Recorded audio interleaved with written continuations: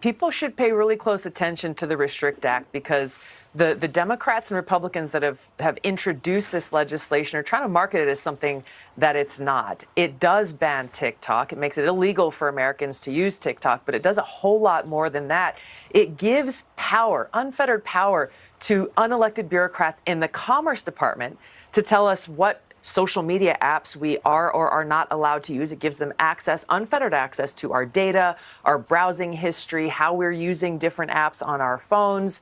And it basically criminalizes the use of VPNs with some pretty serious consequences. And they're doing all this in the name of national security. Yeah. Now, this sounds a whole lot like what we saw with the Patriot Act. We, as the American people, need to be smart enough to not fall into this trap again, where ultimately we have, again, people who took an oath to support and defend our Constitution, our civil liberties, our rights, but they are hell-bent on taking those rights away, and dangerously in this bill, the Restrict Act, not even allowing us to challenge their actions through our court system.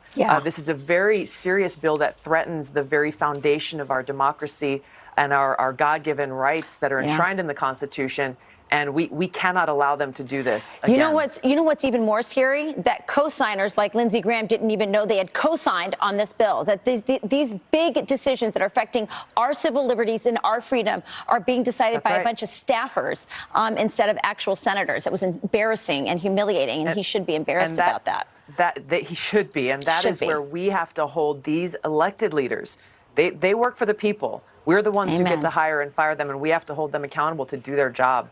Yeah, I wish there were a lot more Tulsi Gabbards in there. Tulsi, thanks so much for joining us this morning. It's great to talk to you. Likewise. I love her.